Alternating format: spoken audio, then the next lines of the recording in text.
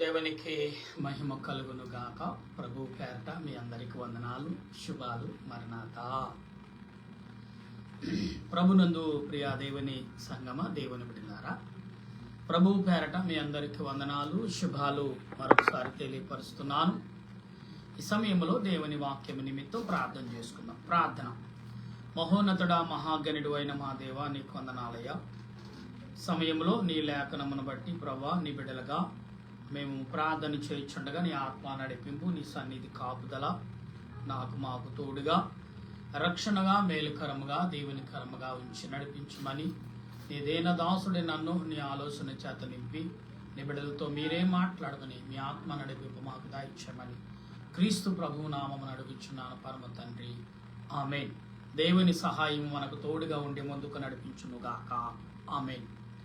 ప్రభునందు ప్రియా దేవుని బిడ్డలారా, ఈ యొక్క సాయంకాల యొక్క శుభాలు మరొకసారి మీ అందరికీ తెలియపరుస్తున్నాను. ఉదయకాలం, నిన్నటి సాయంకాలం శరీరేఖ బలహీనతను బట్టి మీతో మాట్లాడపోయాను. రెండు సమయములుగా మీకు ప్రార్థన చెప్పులు మన్నించండి. కాబట్టి మీ అందరికీ మరొకసారి శుభాలు తెలియపరుస్తున్నాను ప్రియులారా. ఈరోజు దేవుని వాక్యం నిమిత్తము మనము మరి చక్కగా మాట్లాడి ఉన్నాం. కనుక అపోస్తుడైన పౌలు మరి కొన్ని సంఘాలకు హెచ్చరికలు రాశారు. ఇవి మరి ఎలాగంటే ఎపిసి సంఘానికి రాస్తున్న ఈ మాటలను మనం చదువుతున్నప్పుడు ఎపిసి యొక్క సంఘంలో కొందరు వ్యక్తులకి చాలా సూటిగా పౌలు గారు కొన్ని మాటలు అందించారు. ఎందుకంటే ఈ మాటలు ఎపిసి సంఘానికి ఎందుకు ఈ మాటలు మనకు అందించారు అని మనం గమనించినప్పుడు చాలా విషయాల్లో చాలా మంది చాలా రకాలుగా తలంచుకుంటుంటారు. ఆ తలంపులు ఎలా ఉన్నాయి ఏంటి అని మనము ఒకసారి గ్రహించినప్పుడు వాక్య గ్రంథం ఏం చెప్తుందంటే, మనం గమనించినప్పుడు ప్రియులారా, చాలా విషయాల్లో బైబిల్ యొక్క వాక్యము నిమిత్తము మనం కొన్ని విషయాలు నేర్చుకున్న వారమా మనం గమనించేవారుగా ఉండాలి. ఎందుకంటే ప్రభు చెప్పే ప్రతి మాట ఆత్మ సంబంధంగా ఉంటుంది. కనుక మనం గమనించినప్పుడు దేవుడు అనేకమైన విషయాలు ఏ రకంగా మనకు అందించారో ఆత్మ సంబంధంగా ఉంటుందని విషయాన్ని మనం మర్చిపోవద్దు. కనుక ఈ ఉదయ కాలంలో అనేకమైన విషయాల్లో తోడుగా ఉన్న ప్రభుకి ఏమిచ్చినా మనం కొదువే. కాబట్టి ఈ సమయంలో దేవుని వాక్యం నిమిత్తము మనము గమనించినప్పుడు గమనించేవారిగా ఉండాలి.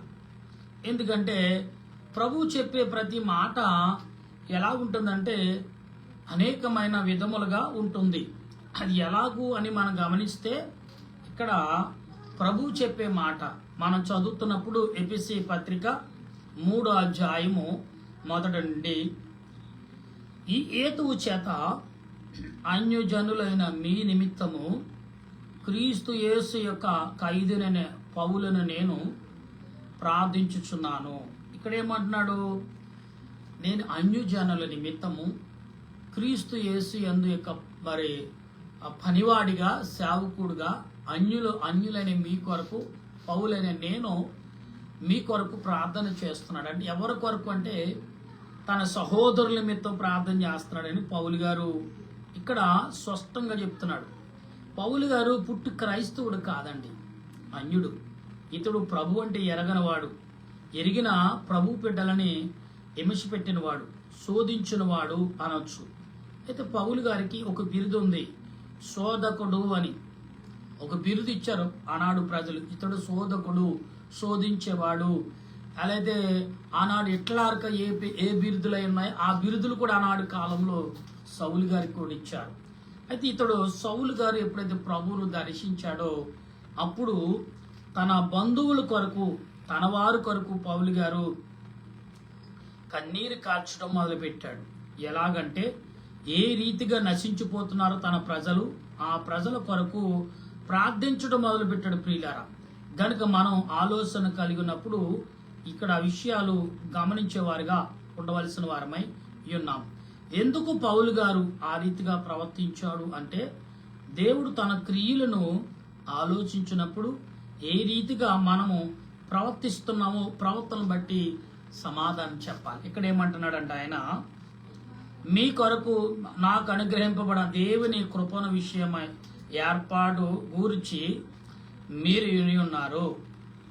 అంటే అంటే మన కొరకు, అంటే మీ కొరకు నేను ఏర్పరచబడ్డాను అని పౌలు గారు అంటున్నారు.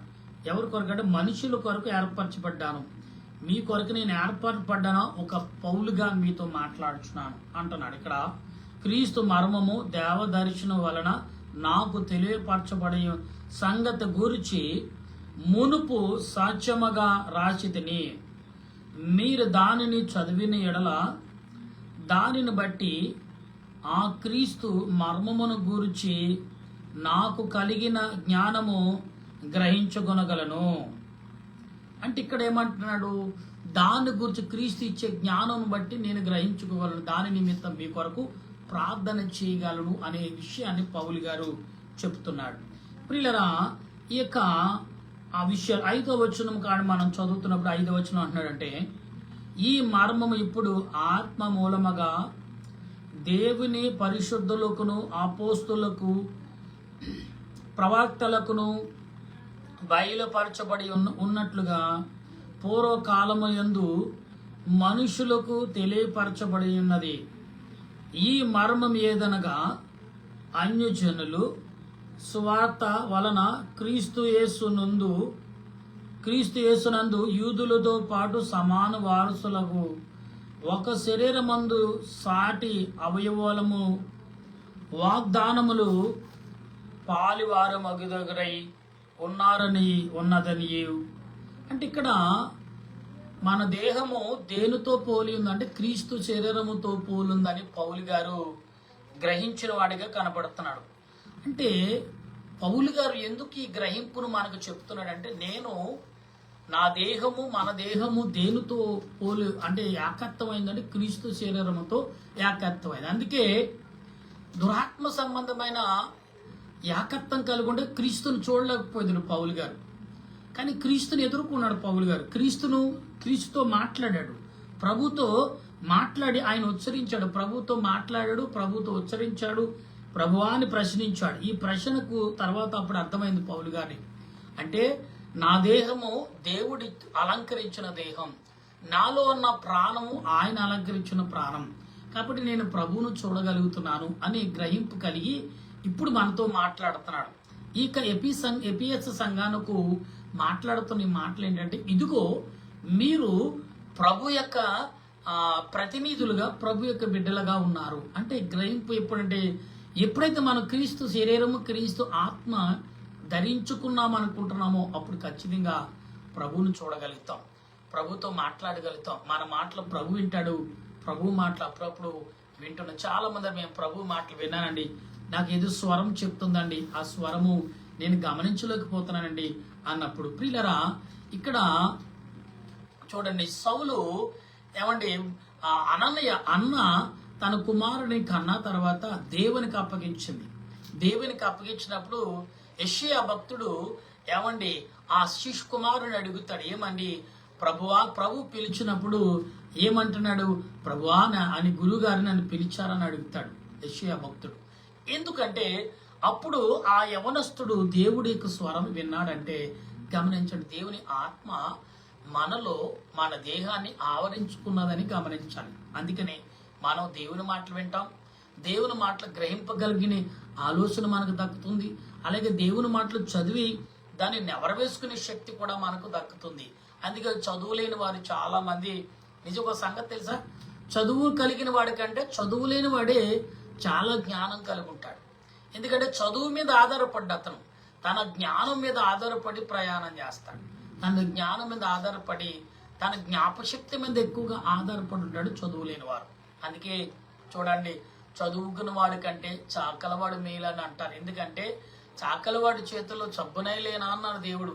సాకలవాడి చేతుల్లో సబ్బునై అంటే సాకలవాడిని కూడా దేవుడు నిన్ను నన్ను వాడుకోవట్లేదు. కమ్మరవాడి చేతుల్లో సుత్తై లేనా, సాకలవాడి చేతులు సబ్బై లేనా, చూడండి కమ్మరవాడు వాడి చేతులు దేనినైనా వాడుకునే వ్యక్తిగా నేను అతను పనిముట్టుగా లేనా అని ప్రభు అంటున్నాడంటే మనం గమనించాలి. మనం దేవుని యొక్క పనిముట్టుగా దేవుడు ఏదో రకంగా మనల్ని వాడుకుంటున్నాడు కదా అనే విషయాన్ని మర్చిపోదు ప్రియులారా. ఇక్కడ అంటున్నాడు, కార్యకార్యము దేవుని యందు కార్యకార్యాలను బట్టి నాకు అనుగ్రహించబడిన కృపావరమును చెప్పున నేను ఆ సువార్తనకు పరిచారకుడినైతిని.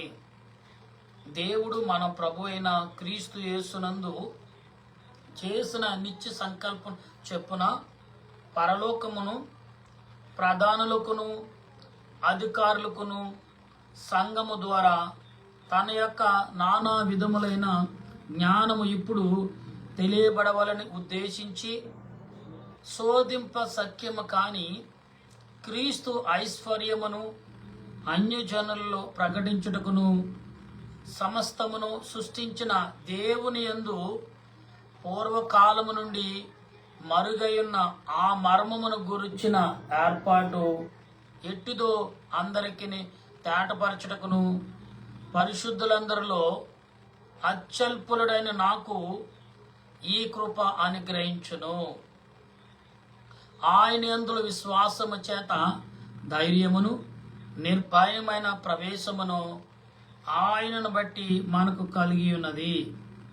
కాబట్టి మీ నిమిత్తమై నాకు వచ్చిన శ్రమలను చూచి మీరు అధైర్యపడవద్దని వేడుకొనుచున్నాను. అంటే మనల్ని బట్టి భక్తుడైన అపోస్తుడైన పౌలు గారికి వచ్చే శ్రమను బట్టి మీరు అధైర్యపడవద్దు అని పౌలు గారు చెప్తున్నాడు. పిల్లరా, దేవుడు ఏ రకంగా మాట్లాడారో అదే రకమైన ఆలోచన మనం కలిగి ఉన్నామా? అదే రకమైన తలంపులు మనం ఎప్పుడైతే కలిగి ఉంటున్నామో ఖచ్చితంగా దేవుని ఎడల విశ్వాసము నమ్మకము మనం కలిగి ఉంటాం. ఇక్కడ అంటున్నాడు పౌలు గారు ఏమని అంటే, ఇవి మీకు మహిమకరములై ఉన్నవి.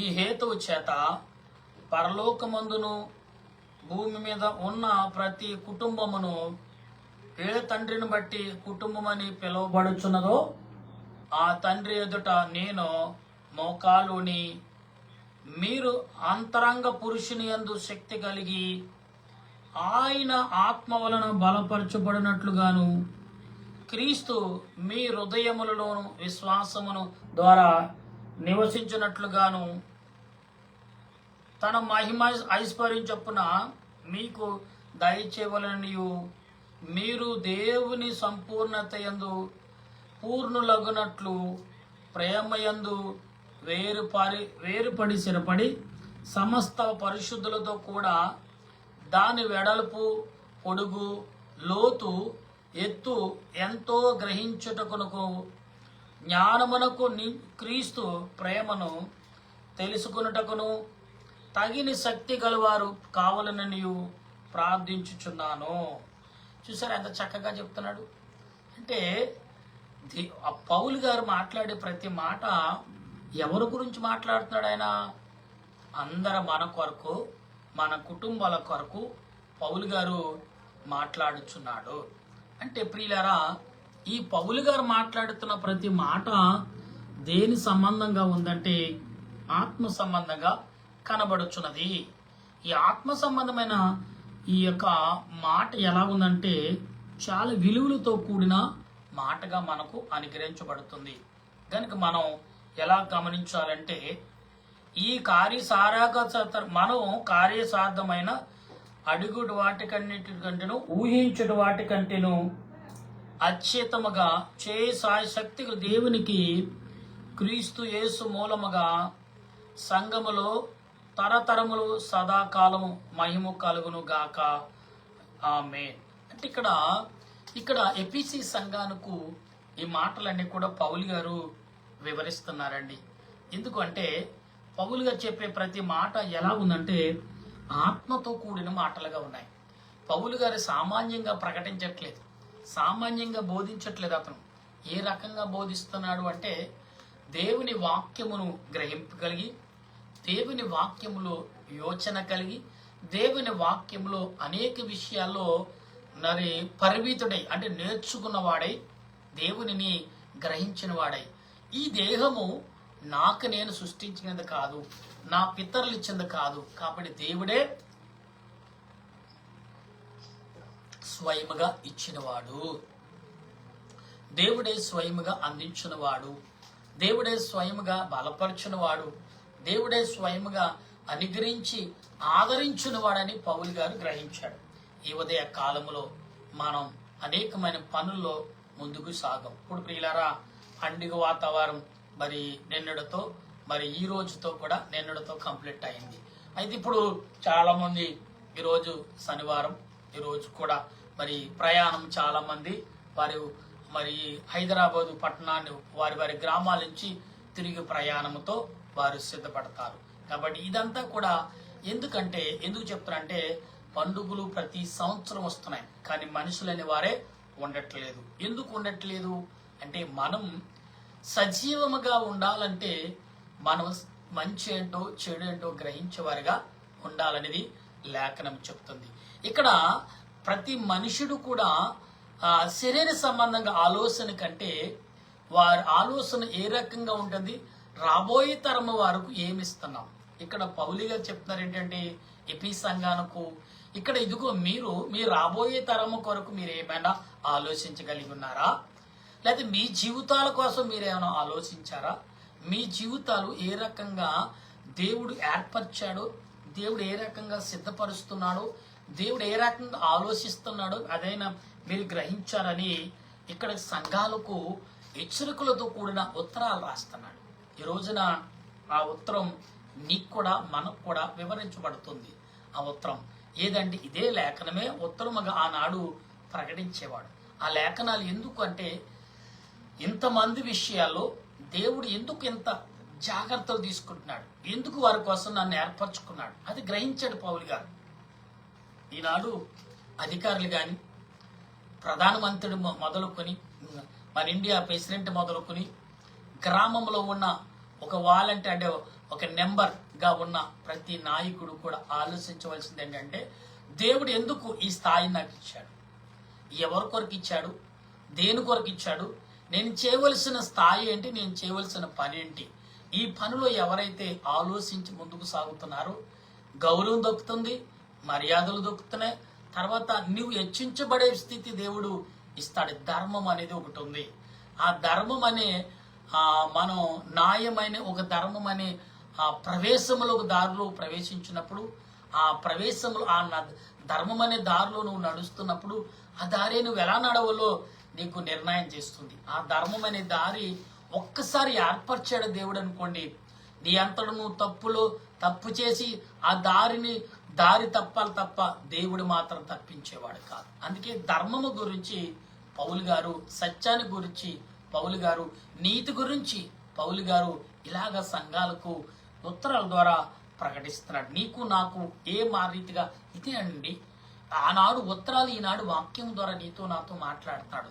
మనం ఏమైతే నేర్చుకోవాల్సి ఉన్నామో, మన జీవిత ప్రయాణంలో ఏదైతే మనం తెలుసుకోగలుగున్నామో అదే పౌలు గారు వాక్యం ద్వారా ప్రకటన చేస్తాడు. నా ప్రియమైన స్నేహితులారా, దేవుని బిడ్డలారా, ఈ ఉదయ కాలం నుండి ఇప్పుడు వరకు అనేక రకాలుగా మనం ఆలోచించున్నామేమో, కానీ ఈ సాయంకాల పూట దేవుని రెక్కల నీడలోకి కోడి తన పిల్లలు పిలిచినట్టుగా నీ ప్రార్థన ఆలకిస్తున్నాడేమో, నీ విజ్ఞాపన ఆలకిస్తున్నాడేమో. ఒకవేళ నీ అంతరాత్మ నువ్వెవరైనా కానీ, క్రైస్తవుడు అయినా, అన్యుడు అయినా, మరొకడు అయినా, ఏదో ఒక సమయంలో అలసిపోయినచున అమ్మాయా దేవుడా ఉన్నావయ్యా అని అంటాం, భగవంతుడా అమ్మా అని అంటాం, లేకపోతే నీకు ఇష్ట దేవుడిని తలస్తూ ఉంటాం. అంటే దేవుడు అనే పదమును అనేక రకాలుగా మన పితరులు నేర్పరు కాబట్టి తలస్తూ ఉంటాం ప్రియులారా. కానీ తలంచే పదము దేవుడా అనే పదం ఒకటే, అది ఆయనకే చెందింది. కాబట్టి ఆయన ప్రకటిస్తున్నాడు ఏంటంటే, ఆలోచించి ధర్మమైన దారిలో నువ్వు ప్రయాణం చేస్తున్నావు. ఒక్కసారి చూడు, నీ అడుగులు గుర్తు వెనక వారికి ఉపయోగపడటం లేదో గమనించాలి. మనం తెలిసే చాలా మంది మనం ఇప్పుడు చాలా మంది నాయకులు ఆనాడు చేసిన వారి యొక్క పుస్తకాల పాఠాలకు ఎందుకు చదువుతున్నాం, వారు వేసిన బాట, వారు నడిచిన దారి వారికి వెనక చూసుకున్నారు. ఇది రాబోయే తరం వరకు ఒక మార్గదర్శిగా ఉండాలి, ఒక దారిగా ఇది మలుచుకోవాలని మలిచిన దారిలోనే మనం నడుస్తున్నాం. అదే డెవలప్మెంట్. కొత్తగా మనం ఏదైనా మరి చేసుకున్నామంటే లేదు. ఆనాడు దేవుడు సూర్యుడు, చంద్రుడు, ఆకాశము, భూమి, నీరు, గాలి, అనేకమైనవి సృష్టించాడు. అవి అప్పటి నుంచి ఇప్పటి వరకు అలాగే నడుస్తున్నాయి. దారి తప్పలేదు. ఎందుకంటే దేవుడు ఏ దారులు అయితే వాటిని ప్రయాణం చేయమని అదే దారిలో ప్రయాణం చేస్తున్నాయి. దారి ఎక్కడా కూడా తప్పలేదు. కానీ అప్పుడప్పుడు ఎందుకంటే ఈ ప్రకృతి మరి దారి తప్పడం కాదు, ఉనికిని మేమున్నాం అని గమనిస్తున్నారా నరులారా అని ఉనికిని చాటటకే ఆ ఉనికిని చూపిస్తున్నాయి తప్ప నిజంగా అవి తిరుగుబాటు చేస్తే మనిషి అనేవాడు తట్టుకోగలడా? చెప్పండి. ఎందుకంటే మనిషికి దేవుడిచ్చే ఒక ప్రమాదం కలిగిన ఉనికిని ఎందుకు చూపిస్తున్నాడంటే దేవుడు ఉన్నాడు, దేవుని కాదని ఏ సృష్టి కూడా ఏమి చేయలేదు. ఇలా భూకంపం వస్తున్నాయి, భూకంపాలు అక్కడక్కడ జరుగుతున్నాయి, లేకపోతే సునామీ వచ్చింది, వరదలు వస్తున్నాయి, వర్షాలు ఇస్తా. ఎందుకంటే మనుషులు మానవత్వం, మంచి, మర్యాద, నీతి అని మర్చిపోయారు. కాబట్టి దాన్ని గుర్చి చేయటకే ప్రకృతి ఇదిగో నీవు నడిచే నడకేంటో నీకు తెలుసా? నువ్వు నడిచే ప్రయాణం నీకు అర్థమవుతుందా? నీ ప్రయాణం నీ కొరకే చూసుకుంటున్నావా? వెనకొచ్చే వారికి ఏమైనా మార్గం చూపుతున్నావా అనేది లేఖనము చెప్తుంది. పౌలు గారు కూడా అదే రీతిగా మనతో మాట్లాడుతున్నాడు. నా ప్రియమైన స్నేహితులారా, చూడండి, మనం ఎవరమైనా ఎక్కడ వారమైనా కానీ భేదం మనలో లేకుండా మనుషులము అందరూ సమానులే అనుకుంటే చాలా మంచిదని ఇక్కడ గ్రంథాలు ఘోషిస్తున్నాయి, సృష్టి ఘోషిస్తుంది. కానీ మనిషి మాత్రం కాదు, నా మతం నాదే, నా పద్ధతి నాదే, నా విధానం నాదే అనుకుంటున్నావేమో. కుమారుడా, కుమార్తె, ఒక్కోసారి ఆలోచించటకు ప్రయత్నించేది. ధర్మము ధర్మమే, అన్యాయము అన్యాయమే. ధర్మం వచ్చి అన్యాయంలో కలదు, అంటే అన్యాయం వచ్చి ధర్మములో కలదు. దేని రూటు దానికే ఉంది. కాబట్టి ఒక ధర్మమైన రూటు ఎక్కడకు చేరుస్తుంది, అన్యాయమైన రూటు దానికి ఎక్కడికి ఉందని. అన్యాయం రూటు ఒక చోటకెళ్ళి ఆగిపోతుంది, ధర్మమైన రూటు చారవలసిన చోటకే చేరుస్తుంది, నిన్నెక్కడా కూడా నాశనం చేయదు. కానీ వచ్చే ఇబ్బందులు, శోధనలు ఎలా ఎదుర్కోవాలో ధర్మం నేర్పుతుంది, అన్యాయం నేర్పదు. ఎంచేపు నేను నాశనం చేయాలి, నీ వెనక అనేకులు నాశనం, నీ ద్వారా అనేకులు నాశనానికి చేరాలని కోరుకుంటుంది. గమనిద్దాం, గ్రహిద్దాం. అటువంటి తలంపు దేవుడు ఇవ్వకుండా మరి పరిశుద్ధాత్మతో నింపబడి పౌలు గారు చెప్పినట్లు ఇటు ఎపిసి సంఘానికి ఎలాగైతే హెచ్చరికలు ఇస్తారో ఈనాడు నీకు నాకు అందించే దేవదేవుడి శక్తిని మనకిచ్చాడని నమ్ముచు అటువంటి కృపతో వర్ధిల్లుదుము గాక. ఆమేన్. ప్రార్థన చేసుకుందాం. దయగల మా దేవాన్ని కొందనాలు. మా ప్రియులు నీ బిడ్డలతో చక్కటి మాటలు మాట్లాడు పౌలు గారు ఎపిసి సంఘానికి ఇచ్చిచున్న ఈ మాటలను ప్రభు ఎంతో ఆత్మీయతో, ఎంతో విశ్వాసముతో, ఎంతో భక్తితో మాకు అనుగ్రహించిన దేవా నీ కొందనాలు. ఎపిసి సంఘముతో మాట్లాడిన మాటలు మాతో, మా కుటుంబాలతో, మా బిడ్డలతో మాట్లాడవని నమ్ముచ్చు. మా దేశ నాయకులు, మా దేశ పెద్దలు, మా దేశ ప్రధానులు, మా దేశంలో ఉన్న మిలిటరీ వారు, పోలీస్ శాఖ వారు, డాక్టర్లు, నర్సులు, పారిశుద్ధ వారు, కార్మికులు, రైతులు, ఇలా ఎందరో ప్రభా నీ వైపు చూసి నిన్ను వేడుకొనిచు నీ నామమును తలస్తూ నిన్ను స్తుతించిన ప్రతి బిడ్డ మీద నీ ఆత్మను కుమ్మరించుదువుగాక, నీ సన్నిధిది బలపరచువాగాక. ఇదిగో ప్రభా బైబిల్ మిషన్ యొక్క మహాసభలు 25 ఈ నెల వచ్చే ఆదివారం, దాని సోమవారం, మంగళవారం 3 దినాలు జరగబోయే మహాసభలు. ఎన్నో పనులు జరుగుతున్నాయి అక్కడ. తండ్రి, లైట్లు వేసేవారు, పందిర్లు శుభ్రపరిచేవారు, వంటలు ఉండేవారు, దాని ప్రార్థనలు చేసేవారు, విజ్ఞాపన చేసేవారు, ప్రయాణం కొరకు సిద్ధపడుచున్నవారు, ఆహార ధాన్యాలు సిద్ధపరుచున్నవారు, ఆహార కాయగూరలు అనేక రకాలుగా అందిస్తున్న ప్రతి కుటుంబాన్ని, ఎవరైతే ఆ సభలకు నేను ఒక పనిముట్టుగా పనిచేయాలి, నేను ఒక వస్తువుని ఇవ్వాలి, నేను ఫలాని దాని కొరకు నేను ఒక పనిముట్టుగా మారాలని ఎవరైతే అనుకుంటున్నారో వారందరికీ నీ ఆత్మ నడిపింపు దయచేయండి. జరుగుతున్న సభలు నీ సన్నిధిలో బలమైన పరిశుద్ధమైన దేవదూతలను ప్రభా ఇదిగో తండ్రి, మరి నేను మహా బైబిల్ మిషన్ మహాసభలు అనగా కొన్ని వేల సంవత్సరాలు జరుగుతున్నాయి. నేను ఆ సంవత్సరాల నుండి ఇంతవరకు తోడై ఉన్నాం నాయన. ఇదిగో మేము కూడా ఆ సంఘాల్లో ఆ మహాసభల్లో పాలు పంచుకుని చుండగా మీ సన్నిధి మాకు తోడుగా ఉంచి అనేకులు వస్తారు ప్రభా.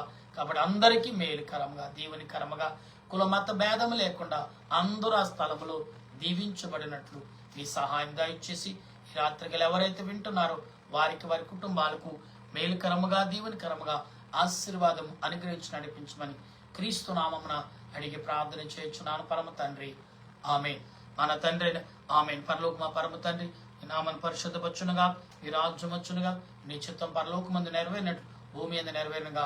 మనందరం మాకు దయచేసి మన ప్రార్థన చేసిన వారిని క్షమించిన ప్రకారం మా ప్రార్థన క్షమించు. శోధనకి ఏం తప్పించు, రాజ్యము శక్తి మహిమ నిరంతరం నీవు నావు తండ్రి, ఆమె.